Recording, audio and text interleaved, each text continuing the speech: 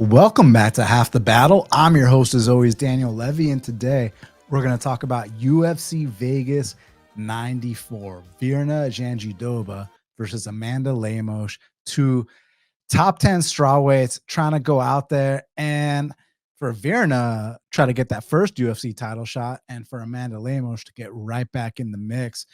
And both these ladies have very unique styles. They're both super dangerous, opportunistic, and this is actually a very, very well matched fight, as well as some of the other fights on the card. So, without further ado, my friends, let's get down to business. Give you one more night to get this. We've had a million nights just like this. So let's get down to business. Main event of the evening in the strawweight division. We got a matchup between Amanda Lemos, the former title challenger. She's 14-3, taking on Virna Jandiroba, who's 20-3. And currently, they got it. Virna Jandiroba minus 130. The comeback on Amanda Lemos is plus 110. I love the fact that this fight is 5 rounds, because should this go to the championship rounds, I'm very intrigued where, they're going to be energy-wise, because both their styles, like you see both of them gas late in fights, and it's not because they're not in shape. It's because their styles require so much energy. With Virna Jandiroba, that nonstop jiu-jitsu attack. I mean, you've heard Brian Ortega talk about it when they're like, Brian, why don't you shoot so many takedowns? He's like, dude, shooting for takedowns gasses you out. I want to brawl with you a little bit. You shoot on me, and then I'll snatch up your neck, But with Virna, I mean, she will do all kinds of things, whether it's just jumping on traditional single legs or double legs, whether it's finding her way to the back standing, dragging you down to the mat, the leg entanglements. There's so many ways for Virna to get off on her game. And this isn't just any kind of jiu-jitsu. This is world-class jiu-jitsu for the women's strawweight division. I have to say she's right up there with the best of the best in terms of just that one skill in her game. Her stand-up has gotten better, but obviously she's one of these old school, she's got the old school Royce Gracie style for women's MMA, but it's kind of new school a little bit with the newer techniques and the new metas of jiu-jitsu. And with Amanda Lemos, she's more on the explosive side. What's different about her, like with Virna, she has a level of jiu-jitsu that's not often seen in women's MMA. Like you'll see hip tosses and arm bars from guard and stuff like that. But like when Virna does it, there's a good chance the fight's going to be over shortly after. With Amanda Lemos, what separates her and makes her so unique is she's got that one hitter quitter. I mean, you don't often see in the strawweight division women going out there and flooring people with one shot. She's got a lot of opportunistic finishing ability. She can dangle on necks. She's explosive. She's fast twitch. She's powerful. So that makes it very, very intriguing here in the main event. And I do think that Virna Jandiroba's jiu-jitsu is just that good to where she is going to be able to take down Amanda Lemos and possibly get that submission. I mean, all fights are different and styles make fights. But I got to admit that standing arm triangle against Andrade doesn't give you the best confidence of how Lemos is going to do with someone on an even higher level in terms of their jiu-jitsu acumen and pedigree. So I think that the first 3 rounds, Virna's got to go out there and get something done. Virna's got to go out there and really establish her dominance to the point where she's either getting that submission, getting near submissions, banking rounds, because with her style, like I mentioned, if she's not able to dominate you or get those submissions, that's when things I'm worried about start happening, like her flopping to her back and starting to tell you to come into her guard. And then Amanda Lemos is standing over her, kicking her legs and telling her, come on, get up now. And then from there, the takedowns are going to be way tougher to come by for Virna. And that's where Amanda Lemos, who has a significant power edge here and explosiveness and athleticism edge in the later rounds, could possibly hurt Virna badly. So I really like the prospects of this being a main event. Also, the fact that Lemos had, that bad showing against Andrade, had, Wyatt Lee did whatever she wanted to her on the mat.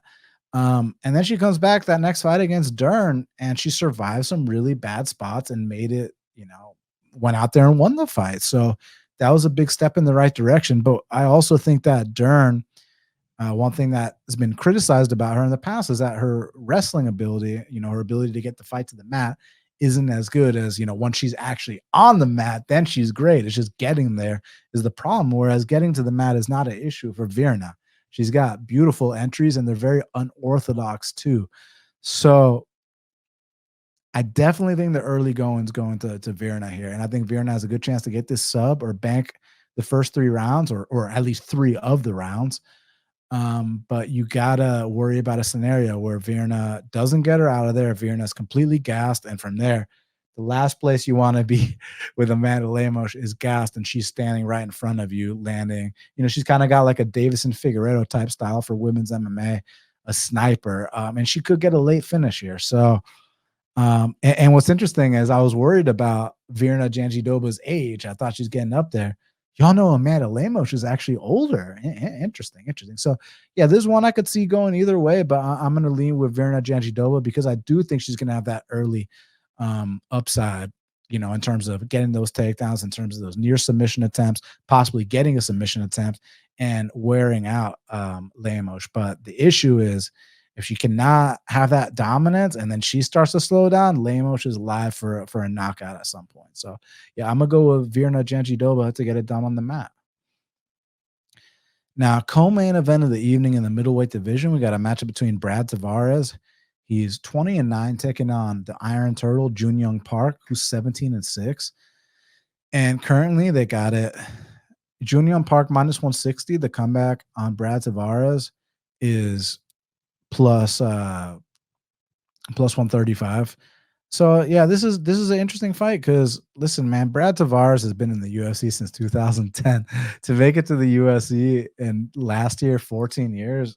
Hey dog, if I was wearing a cap right now, I would tip my cap to you because that is some real badass stuff. And y'all know what Brad Tavares brings to the table, man. Brad Tavares is an average kickboxer with above average takedown defense. I mean, for a 14-year sample size, this man has 81% takedown defense. That's not something to scoff at. And I know he's getting towards the end of his career,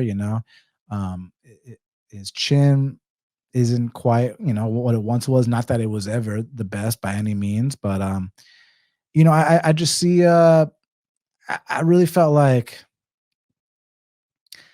so I bet on Bruno Silva in the Tavares fight and cashed there an early knockout, but Bruno's a decent knockout artist, and that was just a good matchup for him. And then I bet on Brad against Weidman for a 30-27. I mean, I was sweating my balls off in that fight. And I passed on the Holobaugh fight, and I just felt like Holobaugh, I'm not even looking at the knockout in the 3rd round. Like, what about Holobaugh taking him down twice, man? Brad is known for historically incredible takedown defense.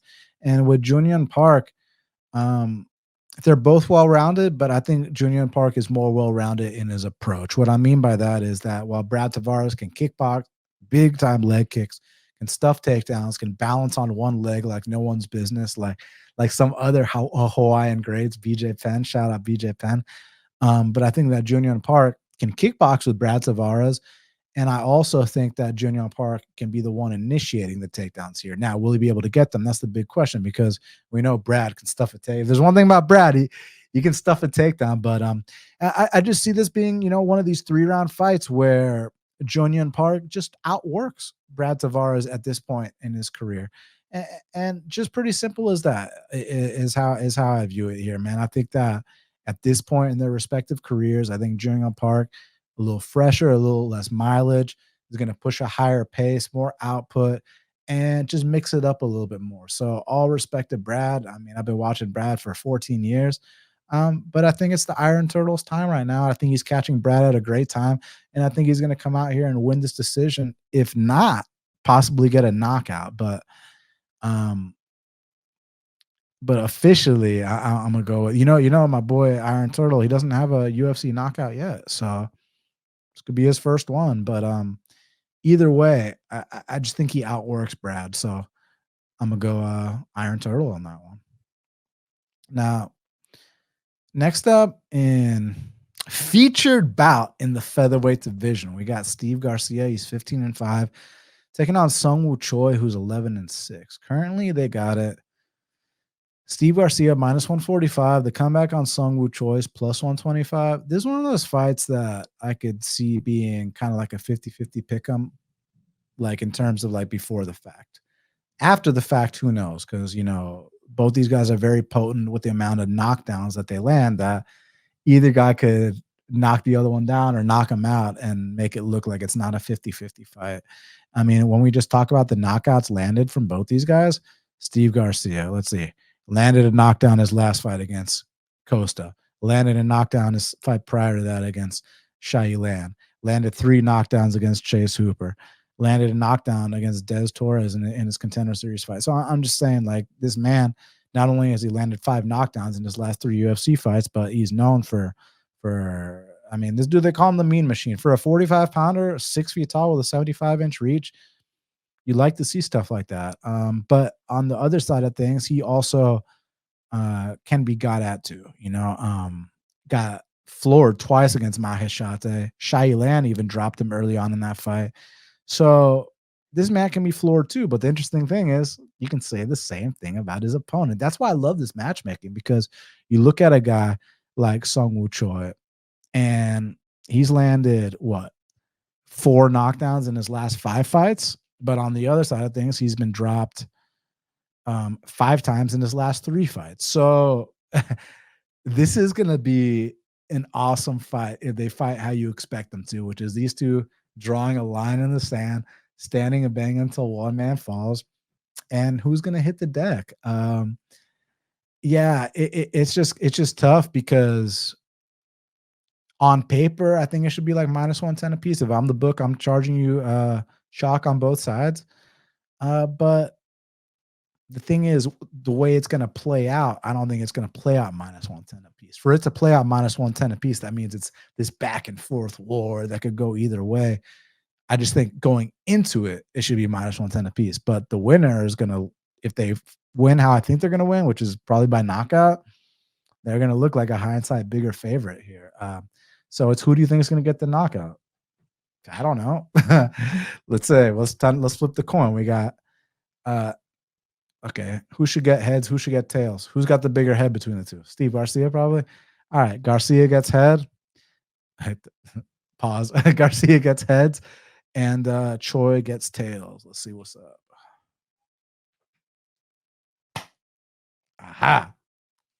Heads. We're gonna go with Steve Garcia here to drop Choi a couple of times in an all-out war. Now, next up in the lightweight division, we got a matchup between the former tough winner, Kurt Holobaugh, longtime vet of the game. He's 20-8, taking on Kaynan Kruchewsky, who's 15-2. Currently, they got it. I'm not sure how you pronounce Kruchewsky's first name. Kaynan? Y'all know who I'm talking about. Kruchewsky is minus 135. The comeback on Kurt Holobaugh is plus 115. This is one I did some extensive tape on. I like this fight a lot. Listen, Kurt Holobaugh, I mean, dude, respect to a true vet that's been around the game a long time. Y'all that have been around the game as long as me, maybe you don't remember me interviewing Kurt Holobaugh on the show back in like 2016 when he was fighting in like Titan FC or whatnot. But you might remember he's been in there with like Des Green, with Andre Harrison, who are like all like up and coming prospects at that time. And Kurt Holobaugh, man, to still be here this long into your career, he turns 38 next month, I'm pretty sure. All respect, man. And one thing about Kurt Holobaugh, he can crack.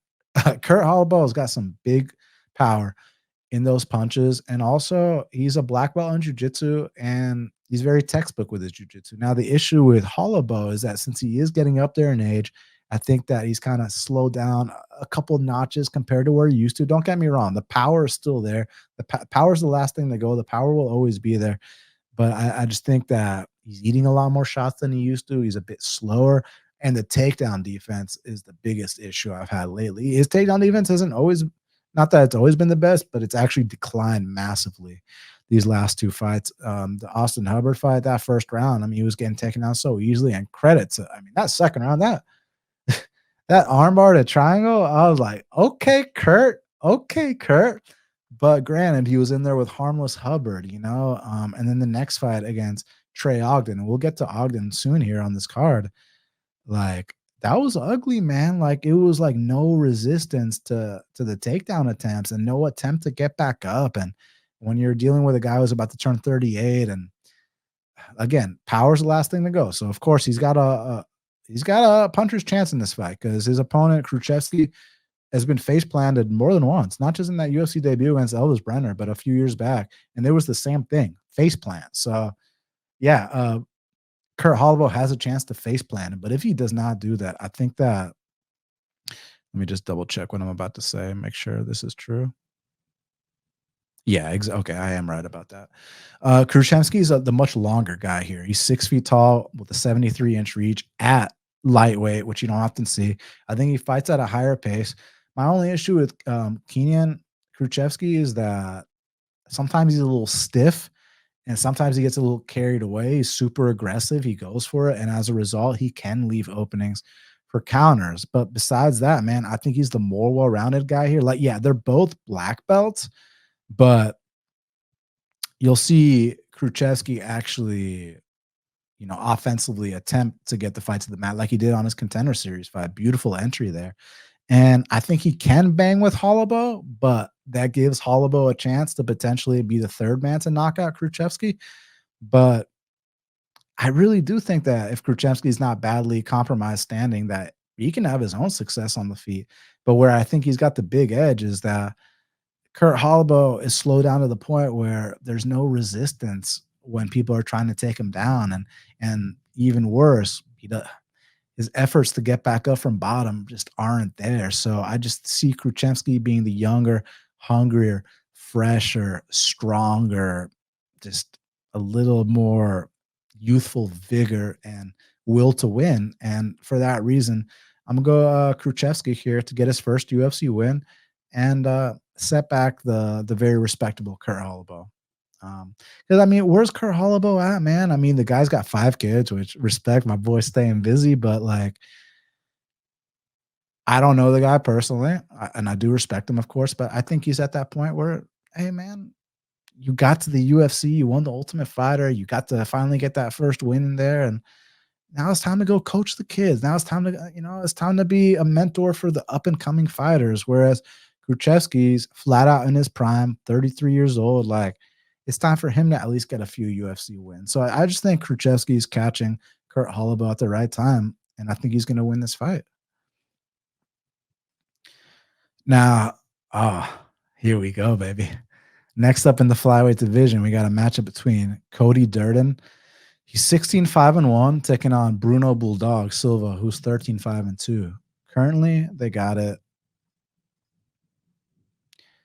Cody Durden -120. The comeback on Bruno Bulldog is +100. I mean, obviously, I have to mention this every time I break down a Cody Durden fight, that Cody Durden is a friend of mine. I've been to Cody Durden's house. I've met his wife and kids. I will never pick against Cody Durden. Could be against Davis and Figueroa. Like, Cody's my friend. I'm biased, but I can break down this fight objectively, of course, because I'm very familiar with both guys, and they were actually supposed to fight once before. What happened was, so they were scheduled, and Cody takes that short notice fight against Jake Hadley and ends up getting his arm kind of mangled, so he wasn't able to make it to the fight. But now they're rebooking it, so you know the UFC matchmakers, Mick Maynard in this case, I think he sees something in this fight. I think he sees it being very well matched, very entertaining, and I got to give Bruno Bulldog a lot of credit. He's very explosive.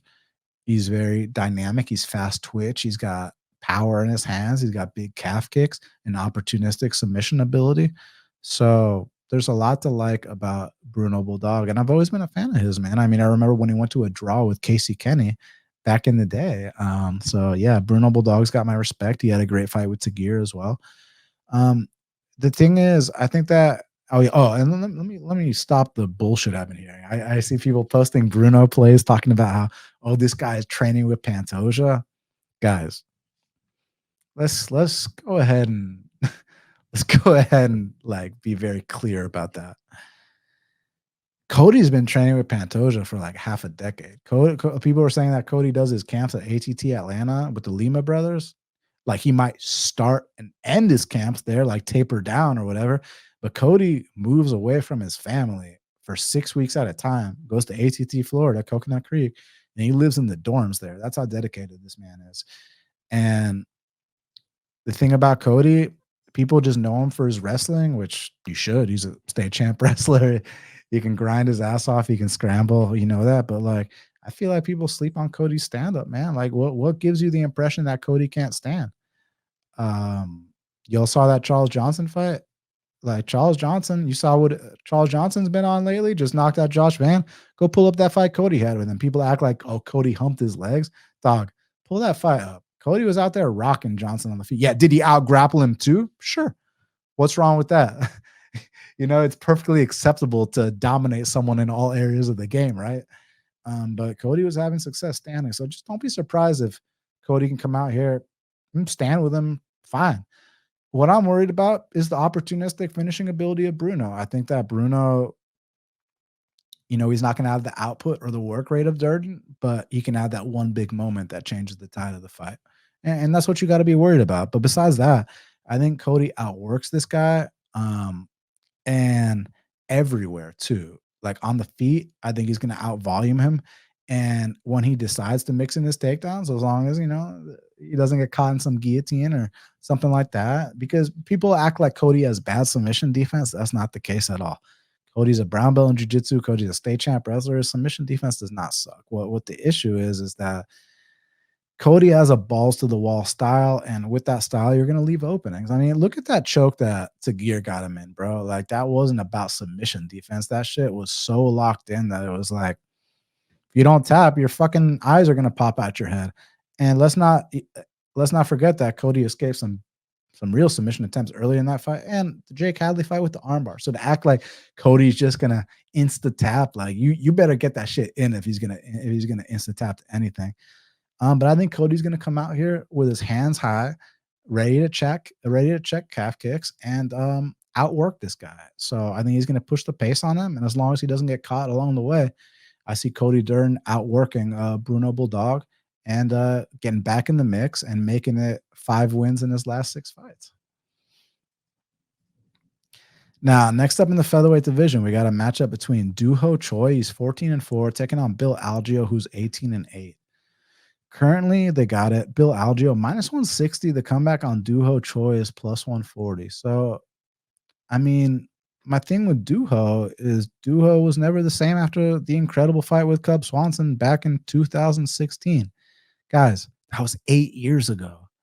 8 years ago. What happened after that fight? Knocked out by Jeremy Stevens. What happened after that fight? Knocked out by Charles Jourdain.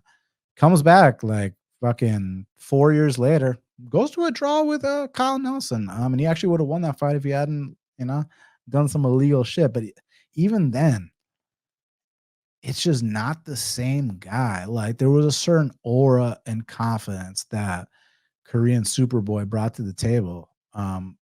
And guys, he was like a boogeyman at one point. But the thing about it was, man, Cub Swanson changed everything, completely took away this guy's aura. No one fears him anymore. And he doesn't fight often. He's just not the same guy. And then with Bill Algeo, my issue with Algeo is he fucks around too much. Like, there's so many spots where it's like he can do so much better and fight with his hands down. He's got those slow, cute little taekwondo kicks. He is a black belt in jiu-jitsu, and he does have good cardio. But just certain things, man. He's a bit noodly. He's 35 now. How old's Duho, by the way? Duho's got to be younger than that. Yeah, Duho 33. Yeah, Bill Algeo's getting up there, and people say that last fight against Kyle Nelson was an early stoppage. I mean, so here's what we can agree on. Kyle Nelson definitely hurt Bill Algeo. Could they have let it go on a little longer? Sure. But had they let it go on a little longer, I think that Bill Algeo would have hit the deck there. But that's neither here nor there. I think that the longer this goes, the better it is for Algeo. It's just, Duho. But is this even Duho? Like Duho, man, the opening he found against Thiago Tavares like 8 years ago.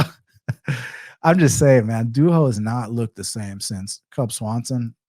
And Bill Algeo, he's probably a bit of a declining fighter at this point, but he's a very skilled guy. He's been the more active guy.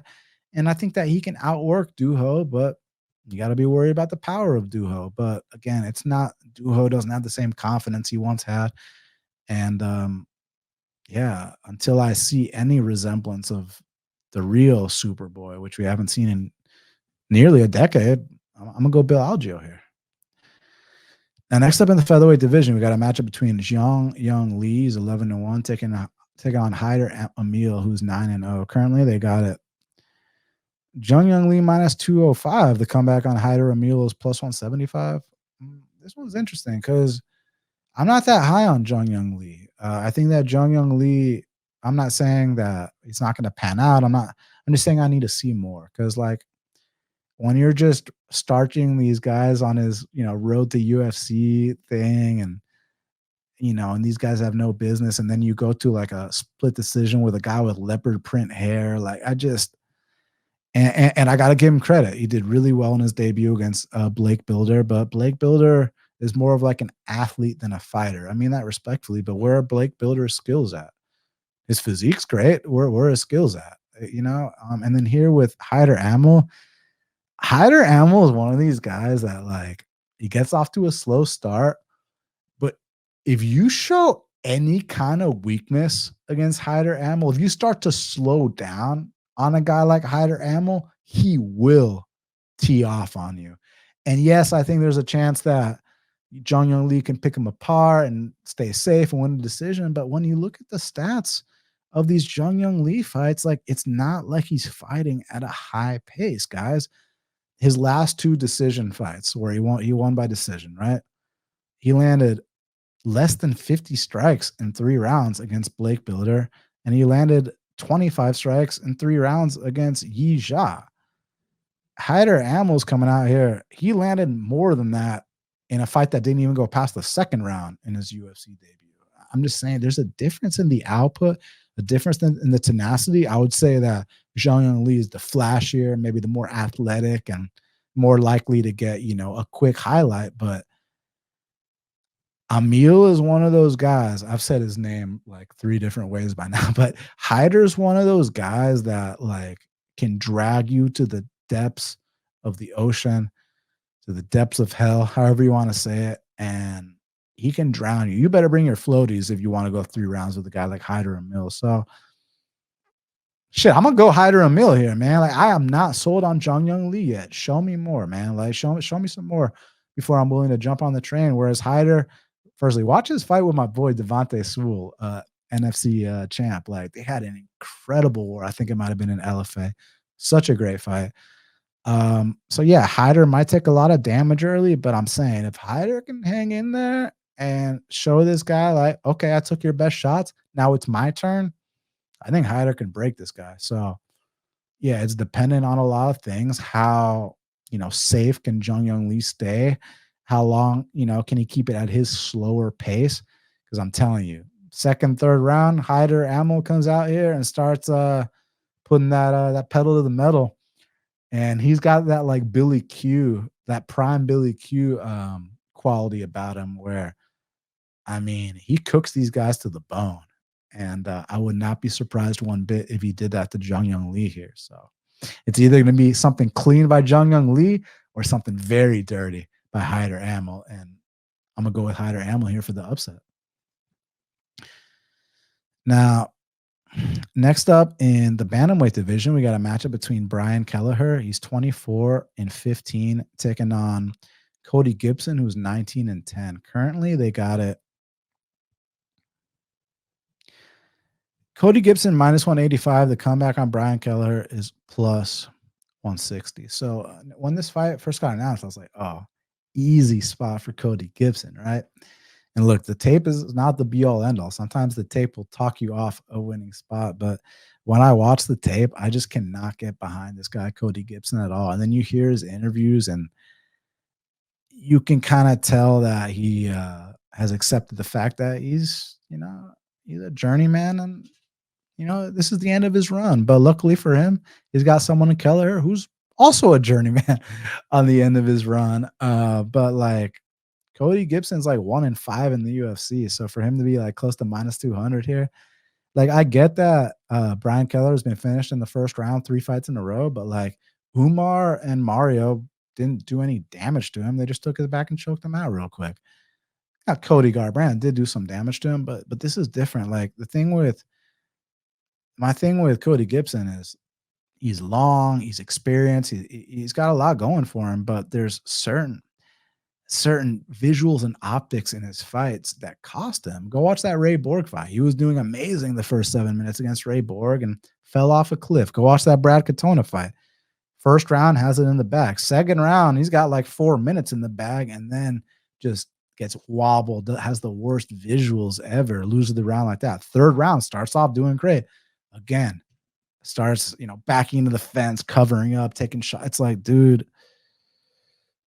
the fights were so within. That fight was within reach. You could have won that fight, man. And he just has these jobber tendencies, man. And then that I don't give him any crap for the Miles Johns fight. Yeah, he looked terrible, but like Miles Johns is just a tough matchup for him. Kind of a younger, in his prime guy. Just, Miles Johns, you hit him with your hardest shot and you break your hand type shit. Whatever, it is what it is. But the Katona fight was a huge red flag for me, even though that was a 10 times better fight than the Miles Johns fight. It was just like the end of the second and third rounds, those visuals were horrendous, man. With Kelleher, look, both these guys, it's like this. Whoever loses and gets cut, they're retiring. Neither of these guys have aspirations to climb that mountain again and get back to the UFC. They've already done it, dude. Like it's so initially I wanted to come in here and pick Cody confidently, but when I watched the tape, I was like, yeah, I cannot do that. This guy, yeah, he'll give fights away that he's winning. And with Kelleher, there's no resistance on certain spots, but those were world-class fighters he was in there with. So yeah, the more I looked into it, the more I think the line should be closer. And I'm not going to confidently pick Kelleher, who's clearly, both these guys are a fight away from retiring. What I'm saying is whoever loses this fight and gets released, that's it. They're retiring. Whoever wins, they probably get their contract renewed, get a couple more. So yeah, this could go either way. I really wanted to pick Gibson, and maybe Gibson still wins. Again, tape is not the be-all, end-all. Sometimes the tape will talk you off a winning spot, but based off what they're both at, I have no trust in Cody Gibson at near minus 200. So I'm actually going to go Kelleher here to squeak this one by and possibly get a finish late, because Cody Gibson, I don't know what it is. He like falls off a cliff or like Brian will like get caught early in fights, but fights that get extended, unless he's fighting a top 15 guy, it tends to do a little better. But Cody like will be doing great early, and then he'll just fall off a cliff in a way where you're like, oh my God, dude. Like these fights were within reach. Like I said, go watch the Ray Borg fight, go watch the Katona fight, and get back to me. So reluctantly, I'll pick Brian Kelleher here for the upset. Now, next up in the flyweight division, we got a match between Miranda Maverick. She's 13-5, taking on Dione Barbosa, who's 7-2. Currently, they got it. Miranda minus 220. The comeback on Dione Barbosa is plus 185. This is an interesting fight here because Miranda Maverick, she's kind of grown up in the UFC, came in here really young, has been doing her thing, has had some setbacks here and there along the way. But what I've noticed about Miranda Maverick is that she's one of these fighters where she's obviously very skilled. We know that.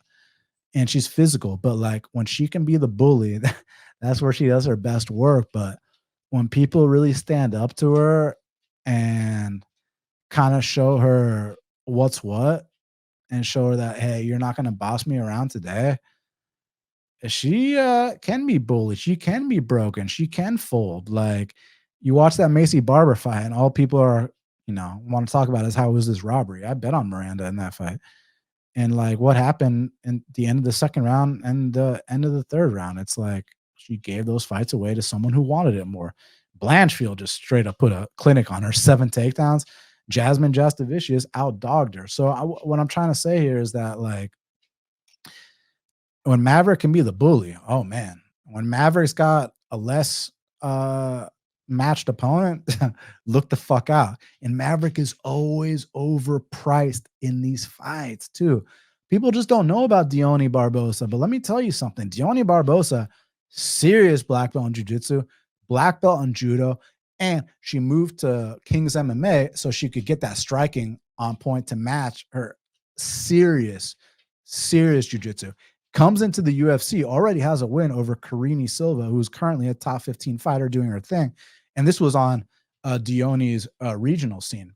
Dione goes in there on Contender Series and, man, I mean, did what she had to do. Got the girl down, armbarred her in the first round. Her armbar setups are nasty. The only losses are to Jenna Bishop, who has been doing her thing. And Jenna Bishop's only loss is like a split decision at Tyler Santos.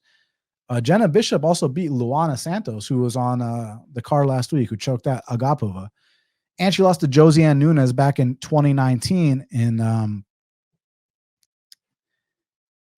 bantamweight division, which she's fighting here at flyweight. But anyways, what I want to get to is I was very impressed with Dione Barbosa's jiu-jitsu, which I already knew was good. But how about her stand-up? That last fight when she was in there with Ernesta Karakite, who actually has a striking background, and more importantly than that, is huge for the weight cat. They listed her at 5'9" with a 71-inch reach. Dude, she looked taller than 5'9" with a 71-inch reach. And like Dione was out there like landing, spinning back elbows. Her jab was on point. Like her striking looked really damn good early on against a seasoned striker. And then those entries on the mat, I was like, damn, girl, the way she took the back, her single leg X, her X guard, I'm like, okay, this girl's got real jiu-jitsu. She kind of slowed down a bit because that style takes a lot of energy, you know that. But I also think a lot of it was due to the length of Karakate, of Ernesta. Ernesta was so long, sometimes it's hard to move around those long, lanky people. Whereas here with Miranda's 5'3". This is the perfect size for Dione to come out here and bully her and possibly get a submission. We know when Miranda gets taken down and when she's on the receiving end, she tends to check out in fights. And I think that Dione Barbosa can come out here and do the same thing. So actually, I disagree with these odds. I think plus 185 is way off. Like, where does Miranda have such a big edge that she should be minus 220 here? Are you going to say UFC experience? Okay, UFC experience, sure. Dione's beat better people.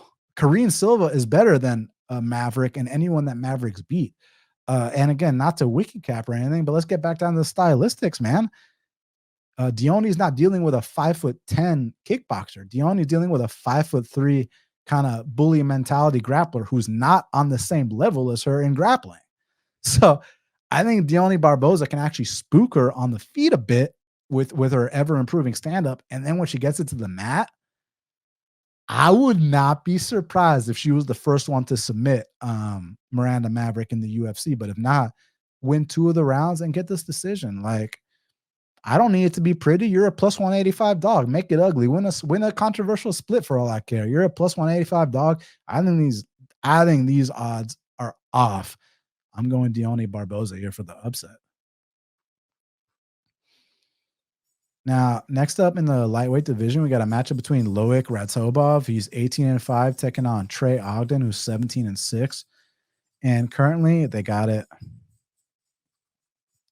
a dead pick 'em, minus 110 apiece. So another one where I just got to keep it a buck with y'all.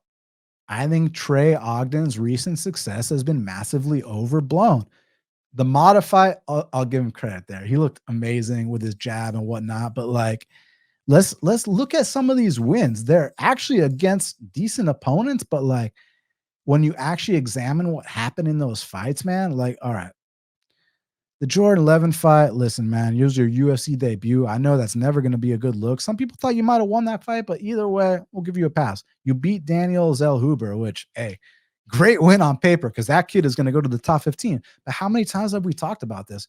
Was that fight about what Trey Ogden did right, or was that fight about what Daniel Zellhuber did wrong? It just looked to me like Zellhuber was starstruck from his debut, didn't pull the trigger. So it was like one of those fights where Ogden landed 2 strikes and Zell Hooper landed 0. So he won by default. But I didn't walk out of that fight thinking, oh, yeah, Ogden's a future contender. Then the Ignacio fight, Ignacio had him, shell shocked. He didn't throw, and he got picked apart. The Mata fight, I got to give him credit there. Mata, hey, your jab was fucking on point against Mata, and Mata's a heavy, heavy hitter. So great game planning there.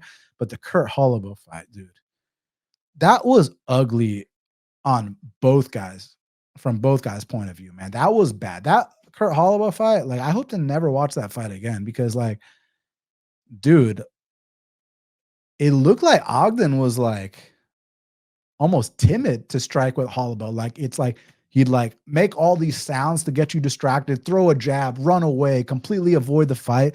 And then when he was able to get those entries to those takedowns, Holobaugh had 0 resistance on the takedown attempts. And then he had 0 urgency to get back up to his feet. So it's just like, oh shit, I can literally go, and the guy's going to fall over to like a little gust of wind, and he's not going to get back up. So you just grind it out an ugly ass win that way. One thing I can tell you guys right now is that Loik Radzhabov is not going to just play some pussyfooting game with Trey Ogden. He's not going to show 0 urgency when he gets taken down. Like, Radzhabov goes for it. And one thing about Radzhabov, man, he's a physical dude. Like that, like Trey Ogden, I know he's been taking his vitamins, but Radzhabov has too. And Radzhabov is jacked. Radzhabov hit 11 takedowns on Esteban Ribovic in his debut. He knocked out Al Salwadi and landed 4 takedowns in that last fight. Look, are there some sketchy moments? Yes, because Radzhabov does go balls to the wall. He's fucking jacked. He's going to gas out in fights, right? But I feel like Trey does his best to avoid the fight. Trey wants to win a competition, whereas Radzhabov wants to win a fight, right? Like, Trey just plays it safe, doesn't want to get hit. Not that anyone wants to get hit, but I'm just saying, like, some of the visuals from Trey standing are super ugly, man. In that Holobaugh fight, I'm telling you, both of them, like, I think both are taking L's this week. And let's just leave it at that. That was really bad. So Trey, yeah, he's smart. His game planning, I like him better as a coach.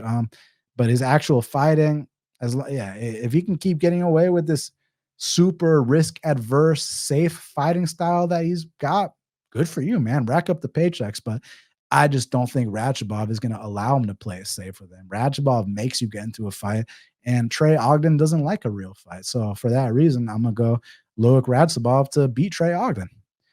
Now, next up in the flyweight division, we got a matchup between Luana Dread Carolina. She's 10-4, taking on Lucie. It used to be Lucie Pudilova, but now it's Lucia Pudilova. She's 14-9. Currently, they got it Luana -120, Lucia +100. So Lucia, I don't know if y'all remember when she first came to the UFC. Dude, that fight she had with Irene Aldana, oh my God, that's one of the most underrated women's MMA fights I have ever seen. You'll have to pull up Irene Aldana versus Lucia Pudilova. They just stood and banged for 3 straight rounds, put up the numbers we like.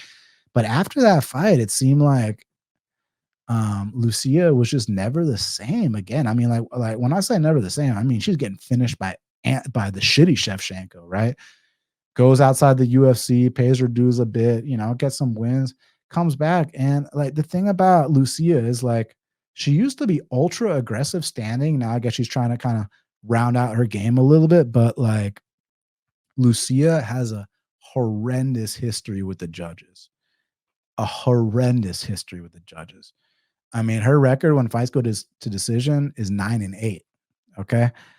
And there's been some spots where I've been like, oh my God, how did she lose that fight? Like the Lena Landsberg fight, I thought for sure she beat Lena Landsberg the time in the UFC. Were both their fights in the UFC, or was one with, no, okay, they fought twice, but one was outside. One was in the UFC the second time, right? And I remember when they announced Lena Landsberg the winner, and Pudilova's face just went ghost white, and she was crying. I was crying. I wasn't really, but I felt bad for her because she like clearly won that fight, and she's known to get robbed. So I'm just saying, even if you think she's the value side here and that, just do not. I warned you, do not cry when Lucia Pudilova does not get a judge's decision. The judges hate her. And with Luana Carolina, she's been doing her thing. She's got that Muay Thai background, been, patching up certain things on the ground too. Got that crucifix finish last time against a black belt. So you like to see stuff like that. 31 now, so entering her prime. So, I expect them to go at it, have an exciting kickboxing match. Someone's going to surprise someone with some takedown attempts, and I see it going all three. And Luana is going to get the decision here. The judges hate. The judges absolutely hate Lucie Pudilova, and she's gotten a lot more like hesitant and gun shy than she used to be in her early days when she was all aggression. So, for that reason, I'm gonna go Luana Carolina.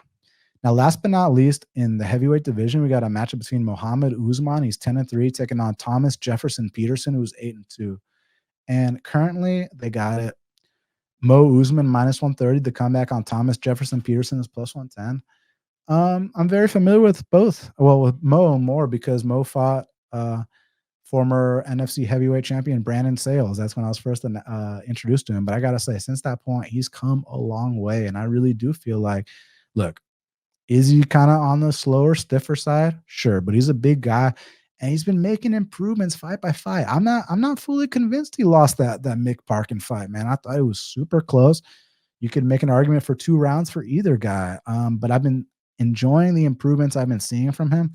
And with Thomas Jefferson Peterson, he's one of these big wrestlers. We need heavyweights and whatnot, but it just seems to me like when he can't get his takedown game going, or maybe he does early, but you get back up, and this guy seems like he's going to start to gas, then he's going to start to shoot from a mile out, and then the fight's going to be taken out of him. So I think at this point in their careers, Mo has leveled up enough to where he can last all 3 rounds, dictate where this fight takes place, and make Thomas Jefferson Peterson pay for those takedown attempts and eventually get him to that fatigue state where Mo can take over later in the fight. So yeah, I'm gonna go with Mo Usman to win this fight.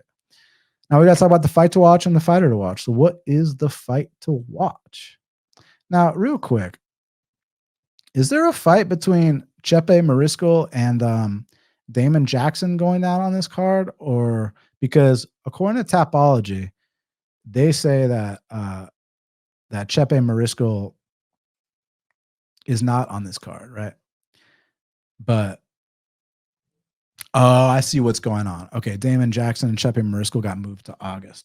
Okay, so all right, so that's not on this card. I don't have to worry about that. All right, so anyways, let's talk about the fight to watch and the fighter to watch. I mean, y'all know exactly what the fight to watch is. The fight to watch is Cody Durden versus Bruno Bulldog. I mean, Cody Durden, he's back in the top 15 where he belongs after this win. If he gets it, he'll have won 5 of 6. And it's time to get him right back in the mix. Let's get Matt Schnell out those rankings. Let's get Sumadarji out. Let's get Dvorak. Let's get these guys that don't belong out and usher out the old, bring in the new. And with Bruno Bulldog, man, he's coming off 3 performance of the night. He's explosive. He's dynamic. He left fight ready. Now he's at ATT, which is kind of funny. I'm not sure if I brought that up earlier, but only one of them has been training with Pantoja for like half a decade, whereas another one's been training with Pantoja for like a couple of weeks, So anyways, I think this fight's going to be explosive, dynamic. There's a chance for a finish or a chance for a 3-round war. And for that reason, Cody Durden versus Bruno Bulldog is my fight to watch. My fighter to watch is Kaynan Kruchewsky. Listen, man, he's got a big opportunity here against Kurt Holobaugh, who's on his way out, and Kaynan can come out here and not just get a win, but get a finish. And he was one of those guys, like I told you, when I watch Contender Series, I watch the performance and I see what Dana had to say. Dana said, this is one of those guys you can throw into the mix right away. And the Elvis Brenner fight was at 165-pound catch weight because the kid took it on like fight week. Now he's had a full camp. Now he's at 155 pounds and he's got an opponent that's on his way out. So this is your chance to come out here and make a statement, make everyone forget about that last loss. So I'm going to go Kaynan Kruchewsky as my fighter to watch. Well, my friends, we did it. It's going down this Saturday night live at the Apex. Truly, truly appreciate all your support. Thank you. Thank you very much. Hit the like button, hit the subscribe button. When this is over, leave me a comment. Feel free to share all that. Truly, truly appreciate it. And I'm just grateful for all your support, your love. If you guys fuck with me, I fuck with you. And I'm always down to interact with anyone that has my back. So thank you again. And until the next time, let's catch these bets.